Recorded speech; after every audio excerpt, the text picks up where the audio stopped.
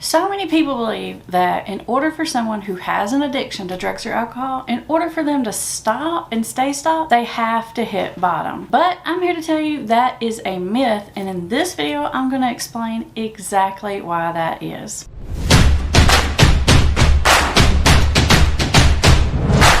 For those of you who are new here, I'm Amber Hollingsworth, and you're watching Put the Shovel Down, the YouTube channel designed to help you understand the science and psychology of addiction so you can develop a strategy to beat this thing, get your life and your family back on track, and get back to living the life that you actually want to live. Okay, back to our topic. First thing, let's talk about why bottom doesn't make people stop.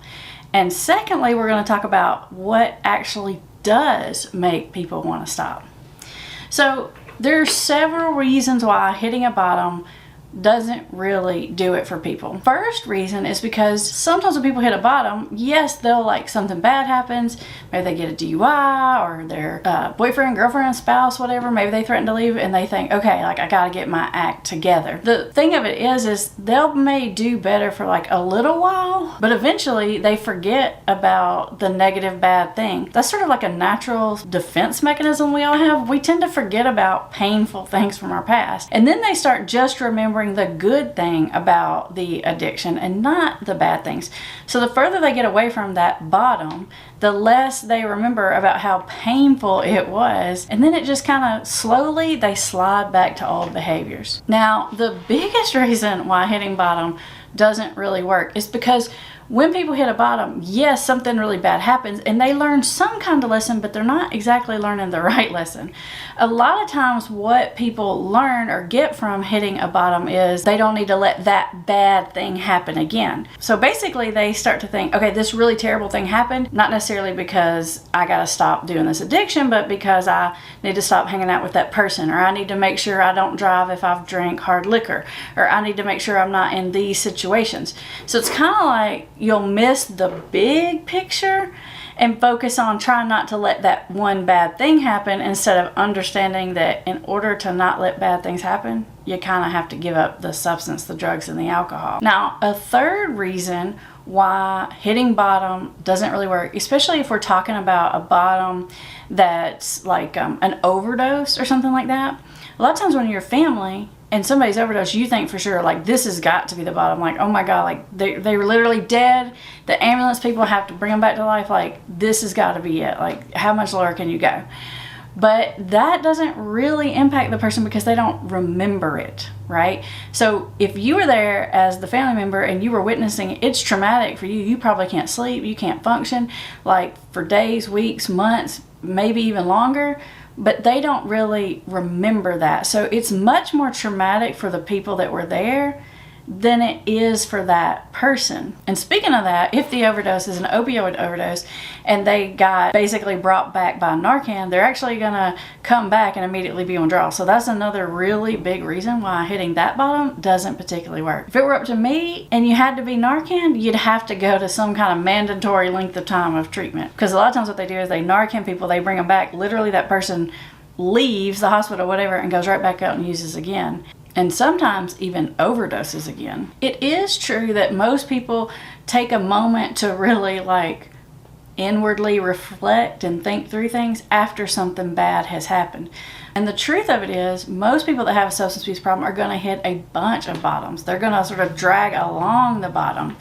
So let's talk about, if that doesn't make people change, what actually does make people change. What really gets someone to change isn't necessarily that the bad thing happened.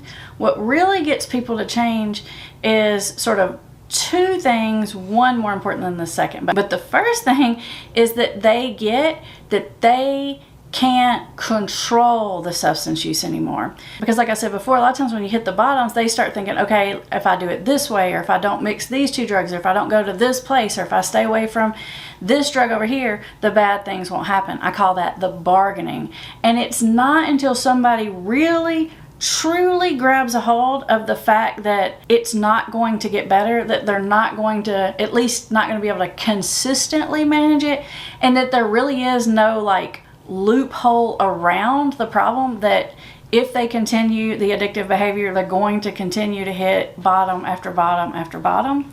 That's one thing, which is a big piece of the puzzle that has to be there as far as somebody stopping the addictive behavior, like really stopping, long-term stopping. That key piece has to be there. And the other thing that gets there is that the substance or the addictive behavior really stops working for them. Now, it may not have quit working completely, but it's definitely not the same.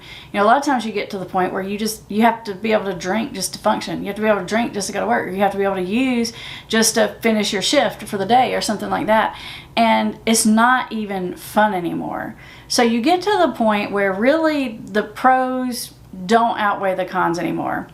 And you get to the point where you're like, there's no loophole magic way for me to get around this system. There's no way for me to keep this in my life and let it work and function. And it takes a long time, usually years, for people to really come to terms with that fact. And pretty much the only thing that will get you to come to terms with that fact is sort of going through the trial and error process yourself. A lot of times, people that ultimately stop using forever and ever and ever, if you ask them, it's probably because eventually, like in 12 steps, you'll hear people say, I just got sick and tired of being sick and tired. Like, I just finally came to terms with, I don't even like this. This doesn't even work for me anymore. And there's no loophole way for me to get around it and get back to the good part and not have the bad part.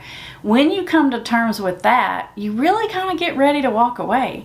And when you do walk away under those circumstances, you tend to stay away because it's like, you get it and you know it on a deeper level. Now, a lot of times, it's not some big, crazy, horrible crisis event that triggers that.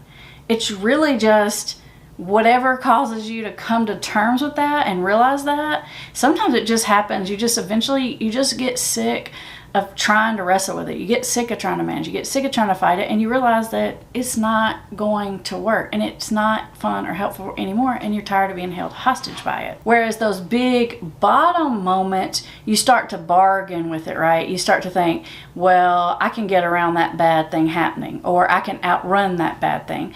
But it doesn't necessarily really sink in that's going to make you quit long term. Sometimes bottoms can make people quit for a period of time, but not until they really, really on a deeper level sort of understand and get that it's not great, they don't even like doing it, and there's no loophole. Are they really going to stop doing it forever? And make sure you stay clean and sober. I've got a free resource for you that you can get from the link in the description, and it's a simple checklist of daily habits that if you practice them consistently will ensure that you maintain your recovery. Now, if you're watching this video and you're in recovery, or you know someone who's in recovery, let me know in the comments, what was the thing that did it for you? When was it that you finally decided enough is enough? Or when was it that this friend or loved one that you know, this person you know, decided that enough was enough? Maybe it was after a bottom, but I'm kind of guessing even if it was after a bottom, it was probably after like multiple bottoms until you came to those conclusions that we just talked about. Now, up next, I have 2 videos for you. And the first video is for you if you are trying to get clean and sober, and it's all about how to take easy, simple steps that are guaranteed to work.